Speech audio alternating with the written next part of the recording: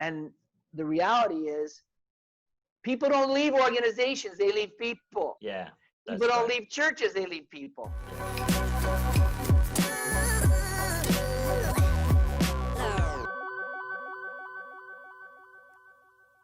Hey, and welcome to the Tarun Stevenson Leadership Channel, where we're helping you lead, communicate, and grow to your full potential. I'm your host, Tarun Stevenson.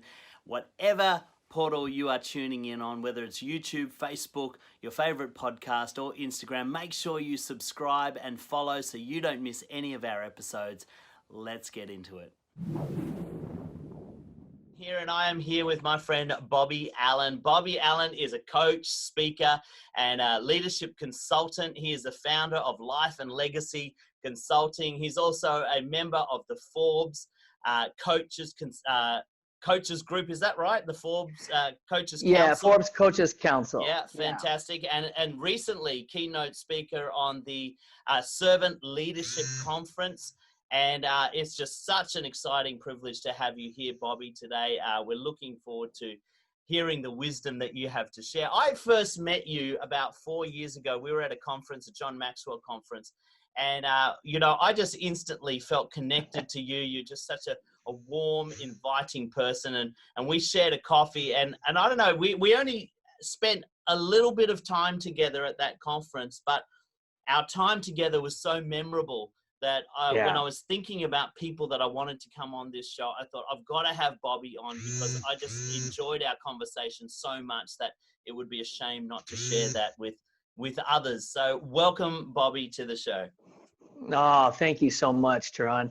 I'm honored. And I agree. The time we spent together and got to know each other at the IMC, the Maxwell Conference, was just awesome. You know what I really loved and really honored about you is you were real, authentic. You were just kind. You were just not only an awesome leader, you're just a real person. And Thank you. Man, I left that thinking, if I got nothing else from this Maxwell Conference, this just paid me in full. So that's how I left after meeting you. Oh, that's awesome. And the feeling is definitely mutual. Look, I like that you mentioned raw and authentic because, I mean, that's something that you are you're very authentic and very real. We went very deep in our conversation very quickly, which is unusual. I don't know if you find that a lot of the time you have conversations at conferences and everything's fairly superficial. You're talking about what you do, who you speak to, where you've been. But we went deep really quickly and I found that really refreshing when I was talking to you. And so I wonder if we can do that on this conversation, Bobby. Let's just go deep really quickly because I think that both of us are the type of people that just like to be open and honest.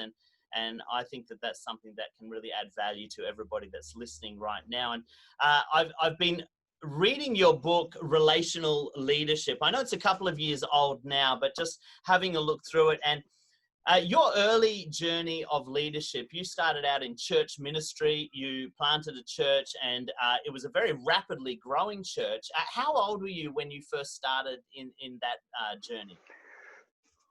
Boy, I think I might have been probably in my 30s, probably 35 years old. Okay. Yeah. Yeah, and so you mentioned in the book that part of that early journey, it was a rapidly growing church, but you hit some big roadblocks fairly early on, and you talk about not realizing at the time the difference between the health of an organization and the organism of what you're leading. Talk to me more about what that is and how did you come to that realization for yourself? What was the moment that was sort of catalytic in helping you say, oh, hang on a second, I've been missing something here. I need to shift the way I'm doing things. Yeah, actually, Tarun, that was a real dream come true for me. I was in Europe doing leadership conferences and working with the faith community and just having a blast training and developing leaders. And that church plant, or contemporary church plant, was the first opportunity for me to realize that there's an organization in every organism.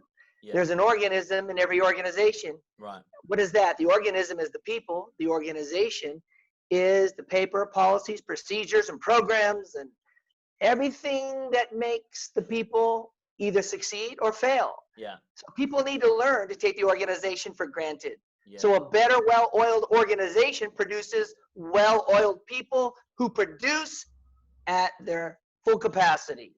Yeah. We had an organization that was just blowing and going from day one. It was just phenomenal. I was a young guy. I started with a handful of people, and we just took off running. And before you know it, we were just it was so fast growing. From the money to the people to the responsibility to the privilege. I couldn't train and develop leaders fast enough. And I just thought, man, I hope this thing stops. I can't keep up at this pace. And long story short, there was one element to there's many layers to how this wonderful organization that was publicly known, that was just the greatest thing since sliced bread, how it blew up on my watch. And here is one of the things that happened. Tell me. I didn't know what it was called back then. Yeah. I now know it's called emotional intelligence. It's EQ. Back then, I didn't realize that you could have all the leadership skill set and gift mix. You could have so many leadership degrees. They call you Dr. Fahrenheit. But if you don't understand people emotionally and relationally at the highest level, and if you don't operate at full capacity in a healthy and emotionally healthy manner, here's what happens when you get successful and what I call now emotionally wobbly. Here at Legacy Leadership and Coaching, I founded this in 2011. That's what we do.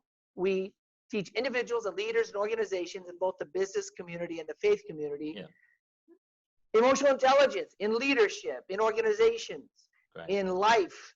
And what happened at that time is we got so big so fast that I quit developing. And I didn't have time to develop the people. I was just trying to develop leaders to keep everything running. And what happens, vision, relationships always trump vision. People should never become the end to a leader's means. And pretty soon what happened is I put the vision and the leadership and everything ahead of the emotional, relational health of the people and even of myself. And what happens is when success hits, I found out something. This is why I don't fear failure any longer. I fear success when you're emotionally, relationally unhealthy. And you think, well, what's EQ? Is it that soft skill stuff that, you know, burp them, shake their hand, give them an attaboy, attagirl, and send them on their way, right? Nothing can be further from the truth. And the reality is people don't leave organizations, they leave people.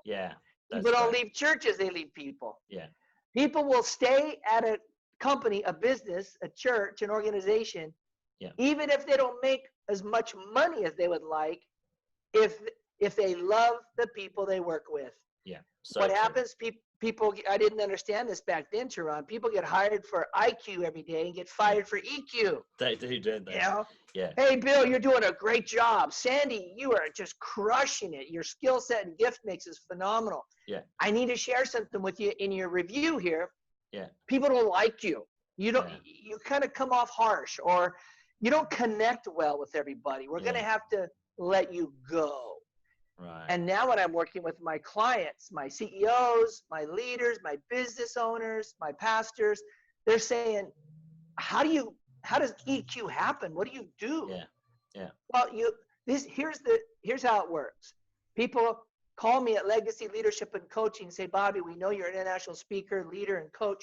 Come in and help me. Our organization is hurting in retention and recruitment. This is something not too long ago, a CEO of a multi-million-dollar company says, can you come and help us? So he gets there, he says, our organization needs help, and we just need to figure out what it is. Our recruitment and retention is down. And I said, fantastic. Let me do some assessments, and let me talk to you and see if I can get your edges. I call it getting your edges and finding you. And he says, well, okay, whatever that means. And he says, I just know my organization needs work. Here's what I helped him see and understand. And when I was finished sharing, he just said, you got to be kidding me. I said, you got it backwards. It's not your organization that's hurting first. It's not that your leadership is hurting and needs to be better. Both are true. The fact is, your emotional intelligence, your EQ is so low that it creates a lid on your leadership, and the result is an unhealthy organization. So in other words, your emotional intelligence, your ability to emotionally and relationally connect with your executive team and your people at every level is hurting, that is creating relational glitches and trust issues, and it's affecting and infecting your leadership team, and therefore ends up in an unhealthy organization that has what I call organizational hiccups and organizational glitches. Yeah. People think it's their organization. And he says, well, I've had 5 executive assistants in the last 8 months. I had to fire them all. Does anybody want any good money these days? Tell me, Bobby.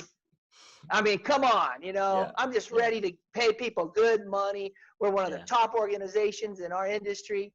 And I said, really, there's a pattern, huh? He said, yeah, man, I can find a good executive assistant anywhere. And I said, well, let's look at that. What do you think that is? He said, hey, I tell them, come on in here, I'll pay you. Get your job done, get in or get out, get on or get off.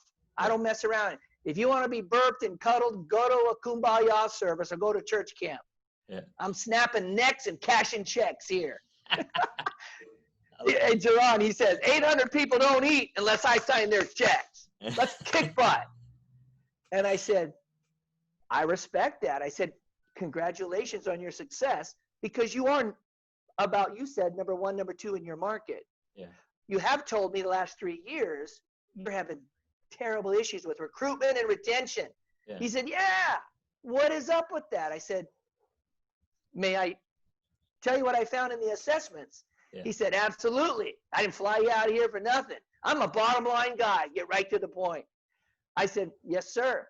I said, your recruitment issues and your retention issues, you ready? Yeah. People don't like you. How did he take that? He said, what? I'm coming over here and paying you money to tell me people don't like me? Yeah. I said, you're a bottom line guy. I said, this is the vault. I'm for you. Yeah. We're going to help you reach your goals. I'm going to exceed your expectations. We got to start at the beginning. People come on board. They love it here. But what happens is they bump into you. I said, your first assignment is to ask your executive team, what does it feel like to be on the other side of me? Good. And he said, wow. And I said, if you play, there's 2 rules. Yeah. You cannot defend yourself or explain yourself. Just take notes and say thank you. Yeah. He said, I'll do that. He came back a week later. He said, that was brutal. Yeah. He said, I had no idea. Yeah. He said, what is this? I said, it's called emotional intelligence. Yeah. I blew up an organization that happened to be in the faith community for many reasons. It wasn't all my demise, but I got to own my own stuff. Yeah. The fish stinks that they had. Sure. My EQ was so low, we grew so fast that I was burning and going. I was an adrenaline junkie with all the sincere, honest motives I could have. Yeah. But I was bumping into people relationally and emotionally, and I was hurting them and abusing them because I was rough around the edges, and I was kick butt, take care of business, and grow this thing. Yeah. But I was injuring people. Why? I said I had found out when I grew up, I was emotionally, verbally abused by my dad. And it affected me terribly. When he left my mom, 8 months pregnant with 4 kids, I was the oldest. He hit Hollywood, got his dream for a short time, and the pain and rejection and abandonment issues that began to accompany my life were debilitating. So I grew up excelling in sports and music and girls to hide the pain. That was my way to anesthetize. Yeah. I pretty much dealt with a lot of it over the years as becoming a leader and a speaker and a coach. But there was deeper pain that was lying dormant that I learned to kind of exercise strategies and coping mechanisms. I knew how to play inside of the pain and get kind of good at it without really having to address the pain. And that's the success. That's really the hallmark of a really high capacity leader is often the ability to keep working despite the pain. And, when we find ourselves in those positions, very driven people, very vision oriented people, and we've learnt to deal with difficult situations and not let them get to us. And that's what makes us effective sometimes. But like you say, what's the toll as you go? I mean, how many dead bodies are you leaving along the way? And, you know, one of the things I do in my work is I coach teachers in behavior management and how to manage difficult children. And one of the common themes that I see in education circles is they talk a lot about high quality teachers and being a skillful teacher. And if you're a skillful teacher, you won't have behavioral issues. Yet when I coach teachers and I observe them in the class, and then I'll have conversations similar to what you had with your CEO, have you ever thought that maybe the problem is not the children, but the problem is you, and you need to adjust the way that you're relating to children?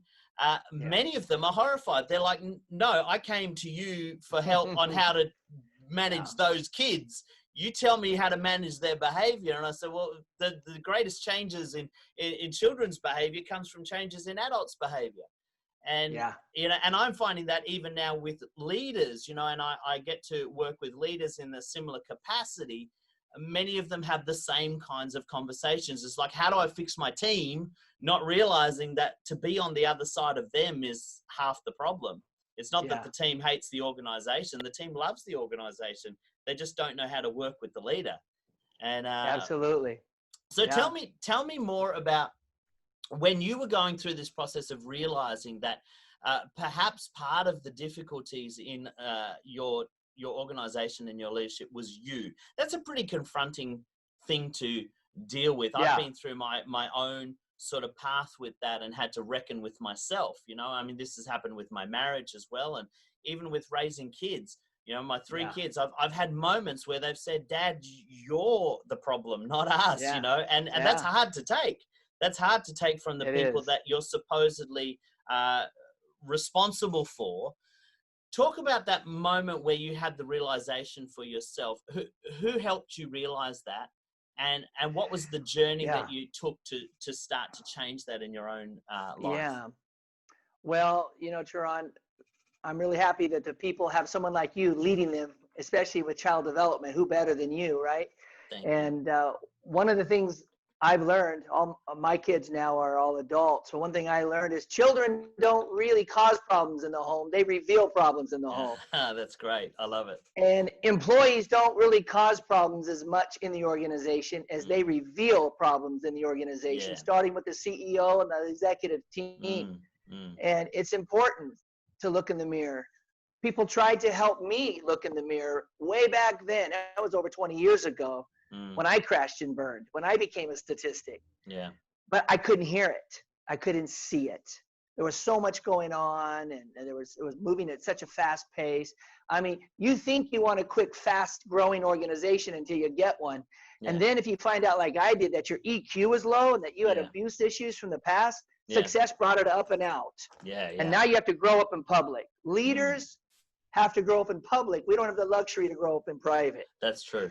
Yeah. So learn everything you can in the shadows. In my new book that's coming out next month, From Titles to Towels, The Heart of a Servant Leader, I have a chapter in there called Shadow Living. Learning to live and lead in the shadows. Learn as many lessons as possible in the shadows before you come under the big lights. Because the more successful you get on the outside, and the more hurting you are on the inside, that's a recipe for your professional life outpaces your personal life.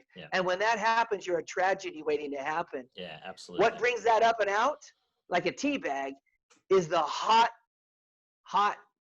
water. Sometimes the environment gets hot. People get jealous and ugly and motives, and people get attracted to you for different reasons, not all good. It gets hot in the kitchen. And when you find out you can't emotionally, relationally deal with it, you begin to crash and burn and set up what I call landmines, relational landmines. And oftentimes they go off as people step on them, and sometimes they go off consecutively. Bah, bah, bah, bah, bah, bah, bah. And then people are blowing up all around you, but you think it's them. You don't realize that you actually created those landmines. So to answer your question, I didn't understand emotional intelligence. Now, 90% of the clients we serve locally, nationally, and internationally their next step of growth is emotional intelligence Yeah. in the faith community and the business community. Yeah. This is what I've discovered. That's my Emotional experience too. intelligence. Yeah. Emotional intelligence is the next step of growth for humanity, Yeah. starting with leaders. Yeah. And it's crazy that you can have, and it doesn't mean everybody's mean and evil and bad. Yeah. EQ is not taught in America. It's not in the institutional system. Yeah. You don't, matter of fact, in the USA, and I have many friends who are in the education market and teachers, and I love and value them greatly, actually. I think they're our real heroes. Yeah. But also is when you see little Johnny or Susie talking in class, you say, you're off task, you need to focus, you're interrupting the class. If you don't quit, I'm going to hit you ISSS, in-school suspension. Now, there is a time for appropriate discussion and being a people person and talking, but here's what Mr. and Mrs. Teacher missed. Because they lacked the skills of emotional intelligence, they couldn't identify. This was an EQ brilliant student in the making, just immature and rough around the edges. Yeah. And then they helped with the lie that if you don't get A's on all your courses and graduate top in your class, you'll never be successful. Yeah. I've got people with so many degrees, you call them Dr. Fahrenheit, and they're coming to me saying, I don't know what's wrong. I keep getting fired. I'm a CEO, got fired 4 times by my board. He told me a story. He doesn't connect with humans well. Wow. He doesn't know how to talk to people. He doesn't know how to connect with people. Yeah. Here's what I found. People will forget what you say. They will forget what you do, but they'll never forget how you made them feel. Yeah, so true. So true.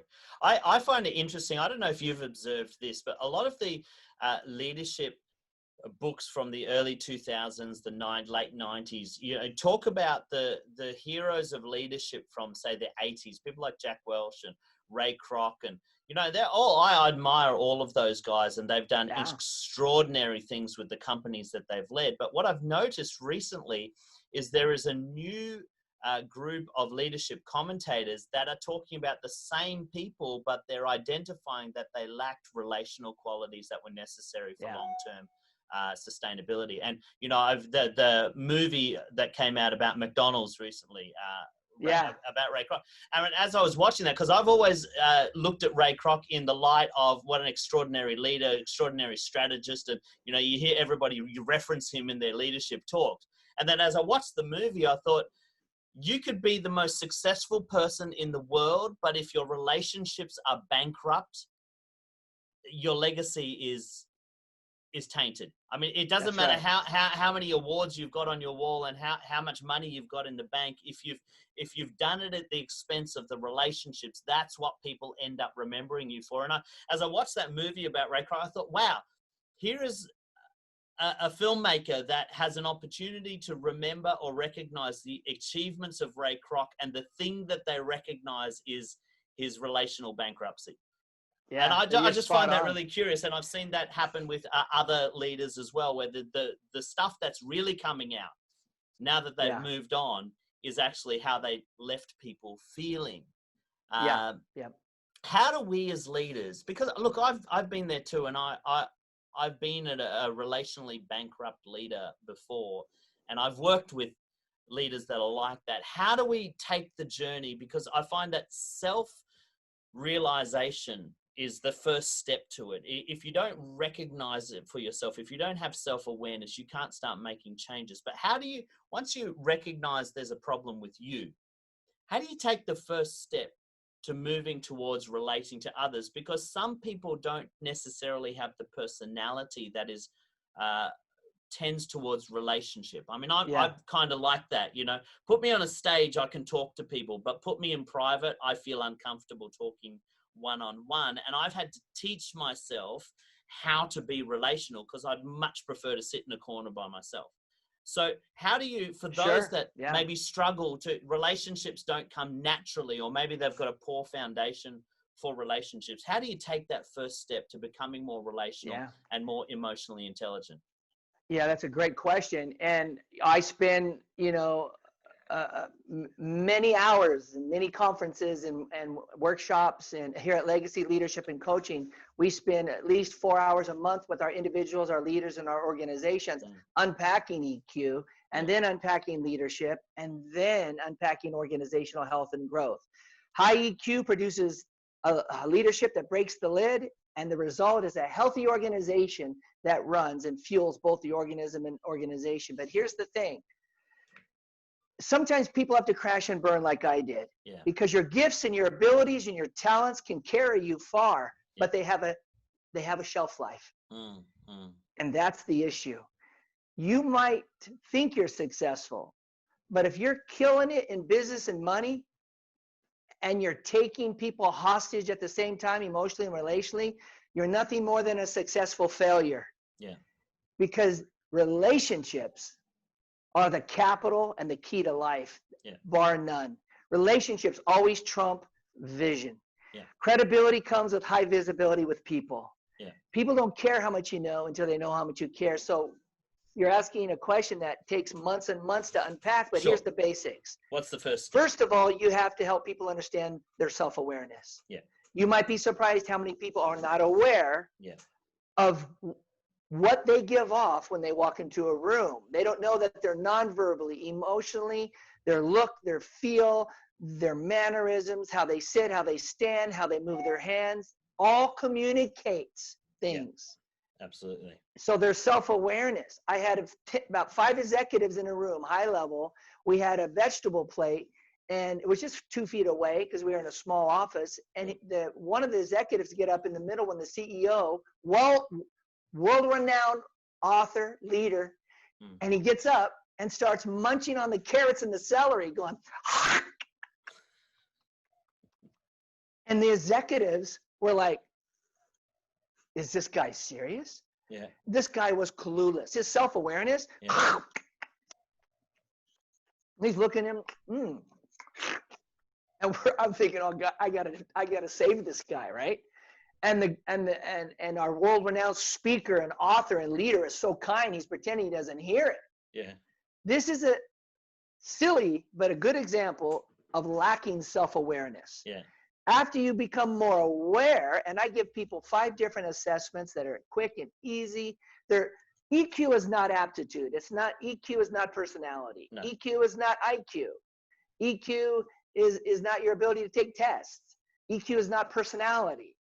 Personality and IQ peak at 17 years old. EQ you can learn a lifetime. And it's hard to find it because it's in not many institutions across the world. No. Most of the world's problems have to do with people who emotionally and relationally can't connect. Most marriages don't divorce because, I don't really, like you. Emotionally, relationally, they had an impasse and couldn't recover. People don't leave churches in the faith community. They don't go through church splits because of Bible and theology. No. It's emotions and relationships. So wherever there are humans, EQ is alive, whether you're aware of it or not. Is the question. So we slow everybody down and we say, here's the issue. Your greatest success or your greatest failure is going to determine how well you know how to be a human. Because you cannot impart what you do not possess. You can't give away what you don't have. So you need to become a product of the product. If you aren't growing emotionally intelligently, know how to not just, good leaders can read a room and feed a room.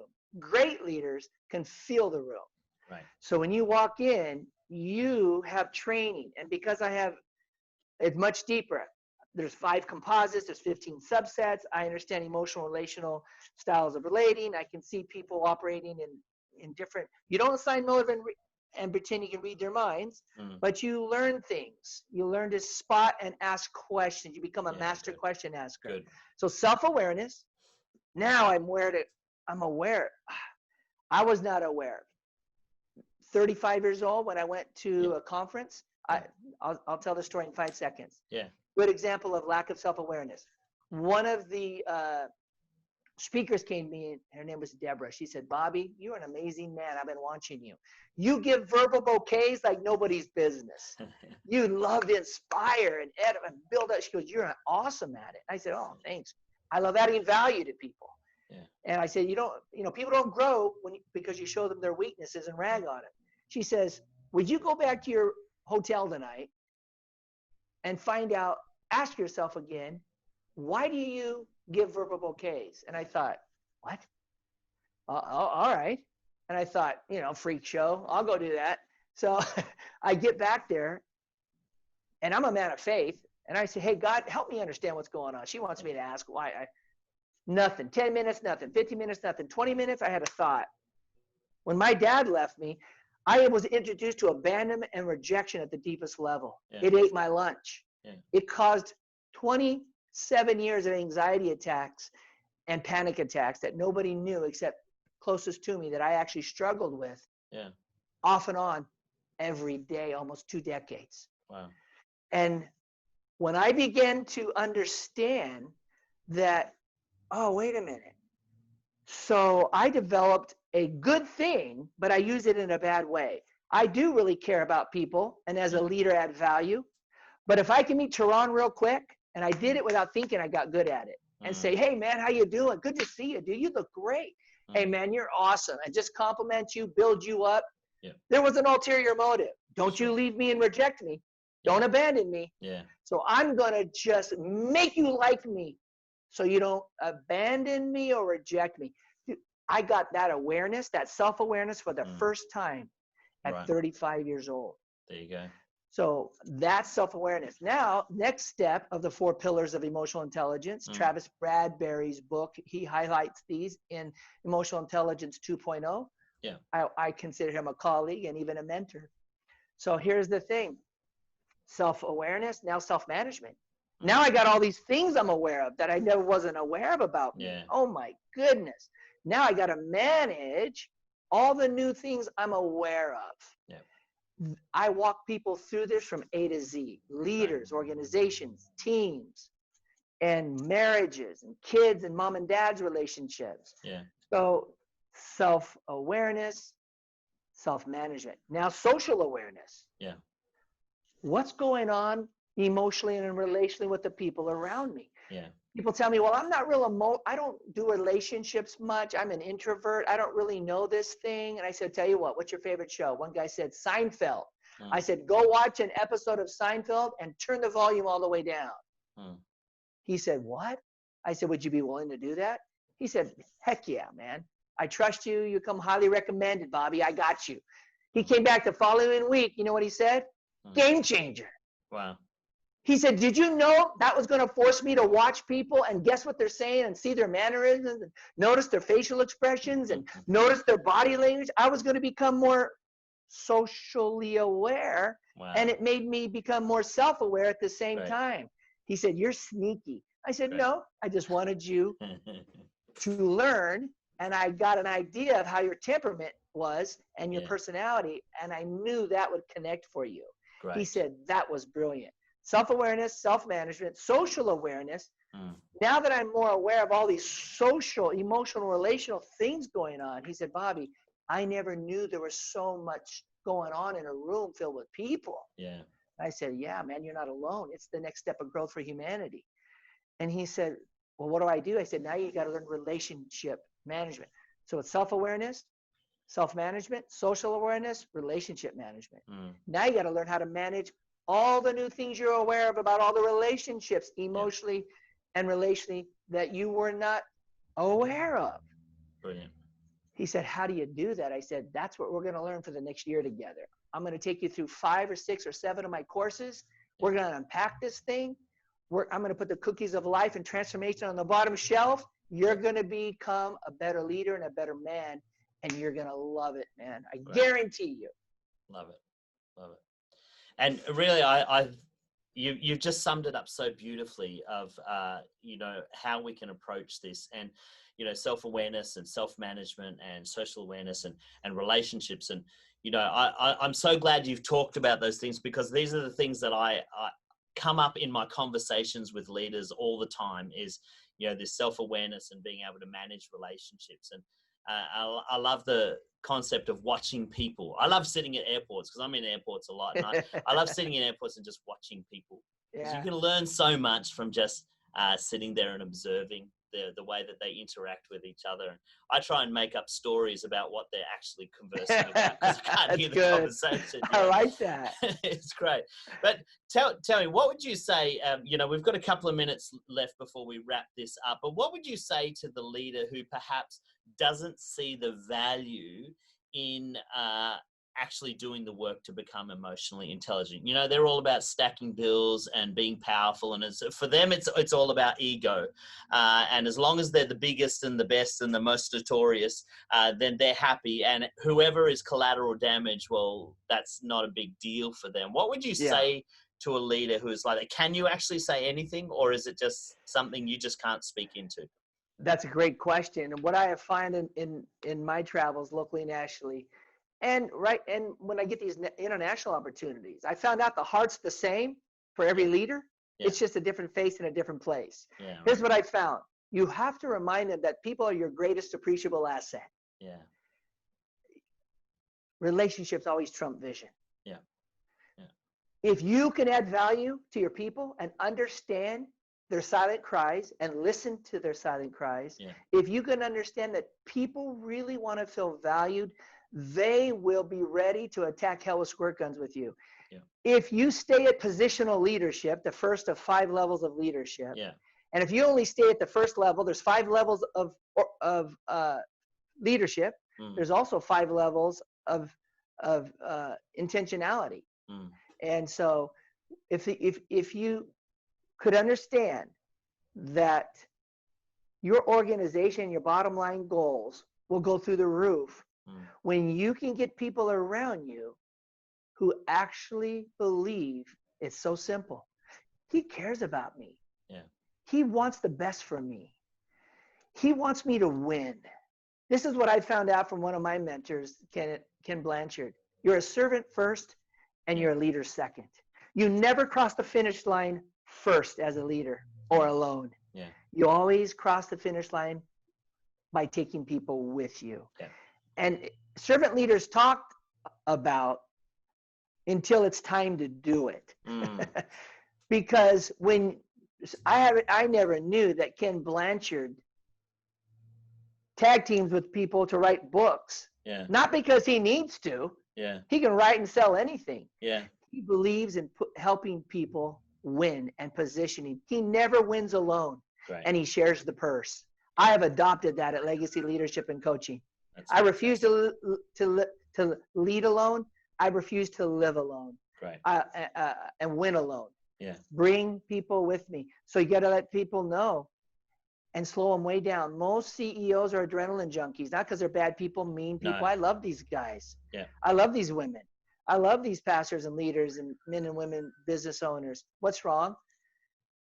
Leadership is taxing, but you forget, you get so busy crunching numbers and dialing in your products, speaking to your vendors and getting things done. If you can slow the pace down and get back to people. So I asked one of my district managers in a Starbucks organization, what business are you in? Yeah. He says, I'm in the coffee business serving people. And I said, thank you. May I? He said, absolutely. I said, what if you were in the people business serving coffee? Right. Good. Man, the light went on in this district manager. He ran 12 stores. He said, what? I said, what if you're in the people business serving coffee? What would your strategies, your philosophy, your core values, your mission, and your vision, how would that be impacted? Yeah. We unpacked that. Game changer. Yeah. He said, you got to be kidding me. Yeah. So I remind people, no matter what industry you're in, no matter what you sell, no matter what you do, you're in the people business first. Good.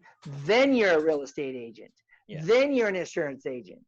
Yeah. Then you're a pastor. Then you serve coffee. Then you're a coach, a leader, an executive. Right. I'm in the people business. Yeah.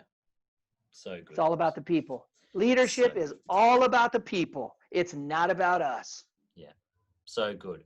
And look, Bobby, I would love to talk all day with you about this because there's so much gold in it, but I'm just so grateful that you've taken the time to share this wisdom with us today. Oh man, And it's thank you. just been so good. Look, it's helping me.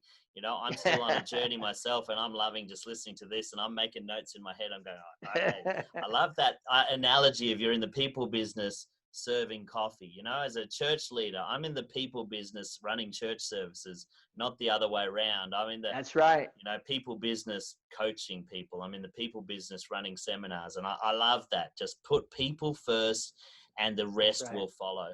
Simon Sinek, I recently saw him talking. He says this, that most organizations measure performance over relational trust and over people. And he said, and what we need to do is switch it up and start measuring relationship trust in an organization over performance, because some of your best performers will not necessarily be your best most trusted people. And I wonder, just very briefly before we close out, talk to me about how do we measure success with people? Because it's a bit of an intangible. You can't make a spreadsheet on your relational success with people.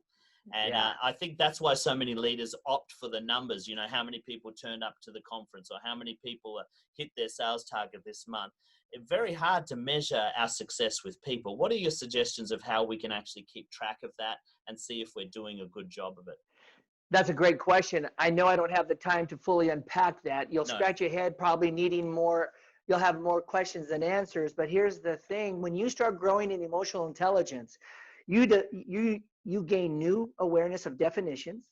Yep. Your philosophy actually begins to be more filled in and colorful. Yep. You begin to see your journey differently. But here's the thing. The lie is that if you be buddy and not boss, people will take advantage of you, and your bottom line goals will be compromised. Your financial goals will be compromised. Yeah. Exact opposite. You don't have to be buddy, meaning everybody's best friend. Yeah. It's not, do you want to be boss or buddy? Yeah. Here's what I found. Be a person who values others genuinely and cares about their success. Right. And people will follow you. And what happens is you will see that it will impact your financial goals, your bottom line goals. Yeah. Well, what do you mean? This is what I found. If people see you only as a boss and a paycheck, they will stay with you, and their commitment will be 9 to 5, but they always are working with one foot out the door. Yeah. They're always looking for a better place, and they'll even leave if they like the people and the environment better. They'll even leave for less pay. Yeah. When they work, if you can be a leader who values them, they will stay even for less pay. Yeah. That's the difference between a passion employee and a paycheck employee. 100%. Paycheck employees are always working for a boss, making them successful and doing what they say. Yeah. They are glorified gophers who get a paycheck. Yeah. When you get to be a passion employee, and that leader develops and empowers you, it makes you feel special, unique, and they convince you you're part of the team, that without you, we won't make it. Yeah. Man, I tell you what, they'll get up at 7, get in their office early, and when it's 5, they're like, 5, I don't even want to leave. You're saying, that's just an emotional hype stuff. I challenge you to try it, leader. Yeah. Try adding value to your people. Try caring about their success. Yes. And not being a boss, but someone who adds value intentionally. See if they get there early, if they stay longer, and see if it does not positively impact your financial goals and your bottom line goals through the roof. Great. I love it. So much wisdom there, Bobby. Thank you so much. You know, if people want to find out more about Bobby Allen and what you do, where do they go? How do we find you? Well, thank you. LinkedIn is one place, Facebook, legacyleadershipandcoaching.com. Okay. We are just about finished. We've been working on our website because we've grown, and we have new deliverables and new offerings for pastors and leaders and businesses. So if you get on there the next day or two, it's going to show you. We're just finishing up, but Legacy Leadership and Coaching. It'll help you see where you can buy my books, where I'm speaking, or call at 214-934-0741. That's my line, and we'll talk. Yeah, We'll hang out. fantastic. So good. And I'm going to put the links in the description.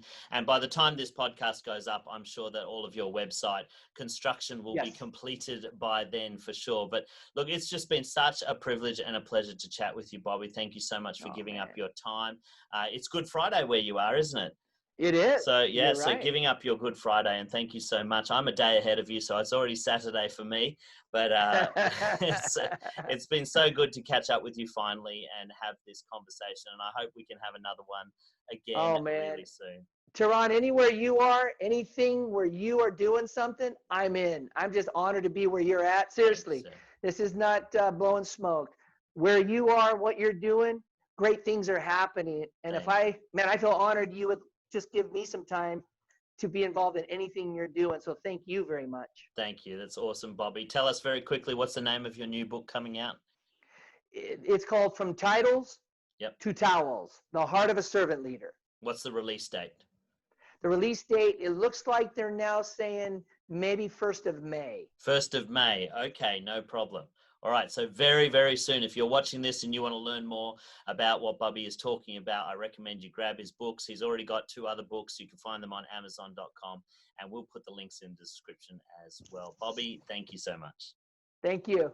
Bless you, Appreciate you. Thanks so much for tuning in. I hope you got a ton of value out of that. Don't forget to like, comment, and share with somebody who you think will benefit. And make sure you check the description for the free resources that I want to send your way to help you in your growth journey. Until next time, I'm Tarun Stevenson, helping you lead, communicate, and grow to your full potential.